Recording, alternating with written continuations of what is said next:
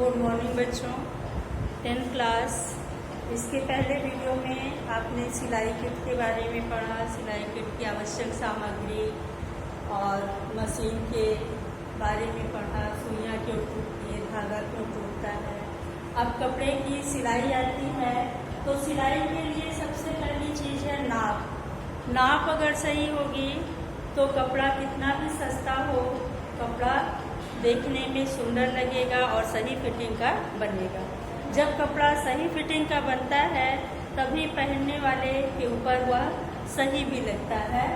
इसलिए सर्वप्रथम कपड़ों की नाप पर ध्यान देना चाहिए। कपड़ा सही नाप का होना चाहिए। सही नाप के लिए हमें यह ध्यान देना चाहिए कि कपड़ा कितना, सिलाई के लिए कपड़ा छोड़ करके कटिंग की जाए। और सही नाप के लिए सबसे पहली चीज़ है कटिंग अच्छी होनी चाहिए। सिलाई तो आसान है लेकिन कटिंग ज़्यादा कठिन है। कटिंग के लिए हमें ध्यान देना चाहिए कि कपड़ा कितना सिलाई के लिए छोड़ करके कटिंग की जाए। और कपड़े की कटिंग के लिए यह ध्यान देना चाहिए कि कपड़ा सिकुड़ने वाला तो नहीं है, क्योंकि कभी कभी कुछ कपड़े ऐसे होते हैं जो बहुत सिकुड़ जाते हैं।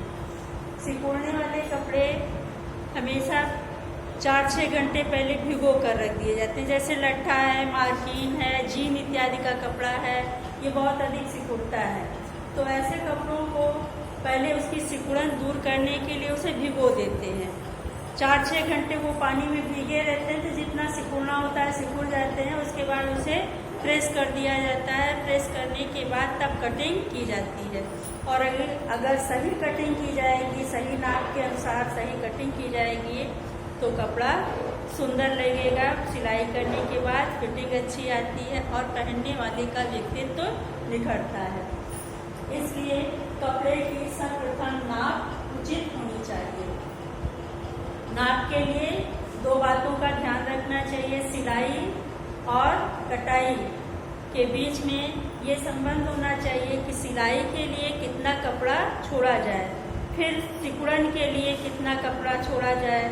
कुछ कपड़े कम सिकुड़ने वाले होते हैं तो उनको हम भिगोते नहीं, ऐसे भी काट देते हैं, लेकिन यह ध्यान देना चाहिए कि कितना सिकुड़ सकता है। वैसे अधिकतर यही किया जाता है कि कपड़े की सिकुड़न को दूर करके तब उसे प्रेस करके कटिंग की जाती है तो कपड़ा ज़्यादा फिटिंग का बनता है, सही नाप का बनता है। तो नाप सही लेने के लिए सबसे पहले हम ये ध्यान देंगे कि कुछ कपड़े ऐसे होते हैं जो ऊपर के होते हैं, कुछ कमर से नीचे के होते हैं। इसलिए नाप को हम 2 भागों में बांट दिए हैं। ऊपर के वस्त्रों की नाप में सर्वप्रथम लंबाई आती है। लंबाई ऊपर के वस्त्रों में कहाँ से कहाँ तक नापी जाती है? कंधे की हड्डी से लेकर गर्दन या कंधे की हड्डी से लेकर के जितना लंबा हमें बनाना है, फ्रॉक इत्यादि बनाना है, घुटने तक समीज बनाना है, जितनी लंबाई का बनाना है, ब्लाउज बनाना है, तो वह छाती तक यानी सीने तक के नीचे यानी कमर तक ही बनेगा। इस तरह से ये ध्यान देते हैं कि कितनी लंबाई हमें लेनी है। लंबाई के अनुसार लंबाई हमें कंधे से लेकर जितना लंबा हमें रखना है, ब्लाउज भी जितना लंबा रखना है। कुछ लोग छोटे ब्लाउज, कुछ लंबे ब्लाउज बनते हैं, तो जितना रखना है लंबाई उतना कंधे की हड्डी से लेकर के लंबाई नाप करके इसे नोट कर लेना चाहिए। फिर उसके बाद है दूसरा बॉडी की लंबाई। बॉडी की लंबाई कहाँ से कहाँ तक आती है? बॉडी आता है हमारा कंधे से लेकर के कमर तक का भाग। इसमें जितनी लंबाई हमें लेनी है उतनी लंबाई नाप करके उसे नोट कर लेना चाहिए। फिर है फुट या तीरा। फुट या तीरा कहते हैं कंधे की नाप को। फुट या तीरे की नाप बहुत आवश्यक है ऊपर के कपड़ों में, क्योंकि अगर फुट या तीरा गिरा हुआ रहता है तो वस्त्र देखने में सुंदर नहीं दिखाई देते हैं। इसलिए फुट या तीरे की नाप के लिए सर्वप्रथम रीढ़ की हड्डी से लेकर कंधे तक नापते हैं। दोनों तरफ की नाप ली जाती है और फुट या तीरे की नाप यहाँ कंधे के जोड़ तक यहाँ तक ली जाती है। फुट या तीरे की नाप को कहीं लिख लेना चाहिए इसे भी। फिर है सीने की नाप। सीने की नाप के लिए सामने इंची टेप रख करके बीच में उंगली डालकर इसे पीछे से घुमा करके आगे लाएंगे और जितना हमारी सीने की नाप होगी उसे देख करके नोट कर लेंगे। इसके बाद है कमर की नाप। जिस तरह से सीने की नाप लिए तो उसी तरह से नीचे कमर की नाप। कमर क्योंकि कसी रहती है इसलिए इसमें बीच में एक उंगली डाल करके पीछे से घुमाकर आगे इंची टेप लाएंगे और जितना नाप होगा उसे कॉपी में लिख लेंगे। इसके बाद है गले की नाप। इसी तरह से गले की नाप भी ली जाती है। गला जितना लंबा रखना है वहाँ पर इंची टेप रख करके पीछे से ला करके जितनी लंबाई उसकी रखनी है, जितना गहरा बनाना है गला उतनी लंबाई गहरे गले की रख करके गला नापते हैं। इसके बाद है फुट आस्तीन की नाप। फुट आस्तीन यानी यहाँ कंधे से ले करके जितनी लंबी आस्तीन हमको रखनी है ये फुट आस्तीन की नाप कहलाती है। इसे नापने के लिए कंधे की हड्डी से ले करके जितनी लंबाई रखनी है, अगर आधी आस्तीन का बनाना है तो जितना लंबा हमें रखना है उसकी लंबाई नाप करके लिख लेंगे। फुल आस्तीन की बनाना तो यहाँ कलाई तक जितना रखना है उसकी नाप लिख लेंगे। हमें जितना आता है नाप उसको देख करके इंची टेप में नोट कर लेंगे। इसके बाद मोरी की नाप यानी आस्तीन की मोरी। आस्तीन की मोरी यानी ये गोलाई। आस्तीन की मोरी में चारों तरफ से गोल इंची टेप घुमा करके जितनी नाप आती है देख करके उसे कॉपी में लिख लेंगे। अब नीचे के वस्त्रों की नाप आती है। नीचे के वस्त्रों में क्या आता है?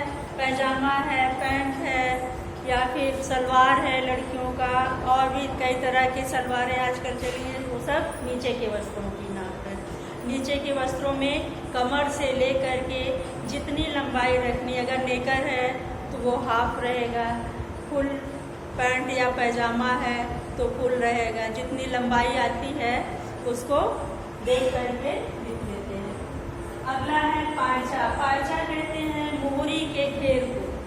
नीचे मोहरी में जितना घेर आता है उसे पायचा बोला जाता है। जितनी मोहरी रखनी है या जितना मोहरी का घेर रखना है उसको नाप करके गोलाई में नाप करके जितना आता है उसे देख करके इंची टेप में और कॉपी में नोट कर लेंगे। इसके बाद आता है नीचे के वस्त्रों में सीट या पीछा।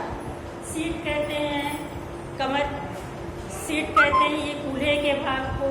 इसकी भी गोलाई पीछे से लेकर के आगे तक गोलाई नाप करके इंची टेप को पीछे से घुमाकर आगे लाएंगे और जितनी हमारी सीट है तो उसको नाप करके कॉपी में लिख लेंगे। अब है कपड़ा लेने का ढंग। कपड़ा लेते समय कटिंग करने के लिए या नापने के लिए कपड़ा लेते समय यह ध्यान रखना चाहिए कि कपड़ा हम किसके लिए ले रहे हैं, किस वस्त्र के लिए ले रहे हैं, यह ध्यान में रखना होगा। तो सबसे पहला है कपड़ा लेते समय हम ध्यान रखेंगे कि वस्त्र की नाप क्या है, यानी फुल बनाना है या हाफ बनाना है, छोटे बच्चे का है या बड़े का है, वयस्क का है, किस नाप का बनाना है या ध्यान दे करके तब कपड़ा लेना चाहिए। दूसरी चीज़ ये कि कपड़े का अर्ज। कभी कभी सेम साइज का वस्त्र बनाना है, सेम नाप के दो व्यक्ति हैं, दोनों के लिए वही वस्त्र बनाना है, लेकिन एक के कपड़े का अर्ज अधिक है और एक के कपड़े का अर्ज कम है। तब ऐसे में क्या होता है कि जिसका अर्ज अधिक होगा उसके लिए कम कपड़े की आवश्यकता होगी और जिस कपड़े का अर्ज कम होगा उसके लिए अधिक कपड़े की आवश्यकता होती है। तो यह सब ध्यान में रख करके कपड़ों की नाप ली जाती है। तीसरा है वस्त्र का नमूना। किस नमूने का वस्त्र बनाना है? कुछ बहुत घेरदार बनाने होते हैं, कुछ सिंपल सा बनाना होता है। तो किस तरह का वस्त्र बनाना है उसके हिसाब से कपड़ा लेते हैं। जैसे सलवार ही है, कुछ लोग सादी सलवार बनाते हैं तो उसमें कम कपड़ा लगता है, कुछ लोग बहुत घेर वाली सलवार बनाते हैं तो उसमें अधिक कपड़ा लगता है। तो इस तरह से वस्त्र का नमूना क्या है उसके हिसाब से कपड़ा लगता है। अब आगे का आपका प्रैक्टिकल का है, जैसे बेबी फ्रॉक, पैजामा, पेटीकोट, ये सब प्रैक्टिकल का है, तो वो हम प्रैक्टिकल करके बाद में आपको दिखाएंगे, बताएंगे। अगला टॉपिक है आपका हाथ की सिलाई। हाथ की सिलाई क्या है? हाथ की सिलाई यानी जो हम हाथ से सुई धागे से सिलाई करते हैं तो वो हाथ की सिलाई कहलाती है। हाथ की सिलाई करते समय कुछ बातों को ध्यान में रखना चाहिए। जैसे कपड़े की सिलाई करते समय अपने हाथों को साफ करके तब सिलाई करना चाहिए, जिससे कपड़ा गंदा ना हो। दूसरी चीज़ ये कि धागे को थोड़ा लंबा करके पिरोना चाहिए, बहुत लंबा भी ना रहे और बहुत छोटा भी ना रहे कि बार बार धागा डालना पड़े। धागा थोड़ा बीच का लंबा रहना चाहिए, जिससे कि जल्दी जल्दी धागा खत्म ना हो। और तीसरी चीज़ ये कि सुई को कभी मुंह में दबा करके नहीं रखना चाहिए, नहीं तो चुभ जाती है।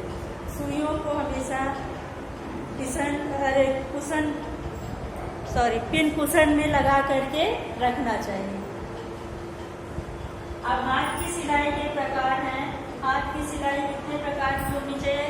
हाथ की सिलाई करते समय कोई भी सिलाई करते समय ये ध्यान देना चाहिए कि प्रकाश अच्छा हो, जिससे आंखों पर बुरा असर न पड़े, आंखों पर जोर न पड़ने पाए। हाथ की सिलाई में सबसे पहला है बखिया। बखिया पत्ती सिलाई आती है, जहाँ लोगों के पास पहले मशीन नहीं होती थी, लोग हाथों से बखिया करके अच्छे अच्छे वस्त्र बनाया करते थे अपने बच्चों के लिए। तो बखिया हाथ की पक्की सिलाई होती है ये एक तरह से। दूसरा है तुरपन। तुरपन किसी भी कपड़े को किनारे पर मोड़ करके जो तुरपाई सिलाई की जाती है उसे तुरपन करते हैं। जैसे फ्रॉक के घेर पर या ब्लाउज के आस्तीन के यहाँ पर घेर मोहरी पर या फिर ब्लाउज में कमर के पास, ये सब जगहों पर तुरपन की जाती है। अक्सर फाल इत्यादि लगाते समय, साड़ी में फाल इत्यादि लगाते समय भी तुरपन का ही उपयोग किया जाता है। कच्ची सिलाई। कच्ची सिलाई किसी कपड़े को जोड़ने के लिए या पक्की सिलाई के पहले, कभी कभी मशीन की सिलाई के पहले लोग हाथ से कच्चा कर लेते हैं ताकि कपड़ा एक सही स्थान पर बैठा रहे। जिसे कभी कभी अस्तर इत्यादि लगाना होता है तो लोग कच्ची सिलाई पहले मार लेते हैं, तो उसे कच्ची सिलाई कहते हैं। कच्ची सिलाई कपड़े को सही स्थान बैठाने के लिए फिर बाद में अगर पक्की सिलाई कर देते हैं लोग तो इसे खोला भी जा सकता है, इसलिए कच्ची सिलाई की जाती है। आज के इस वीडियो में आपका ये लेसन समाप्त हुआ। अगले वीडियो में हम फिर आपसे नए लेसन के साथ जुड़ेंगे।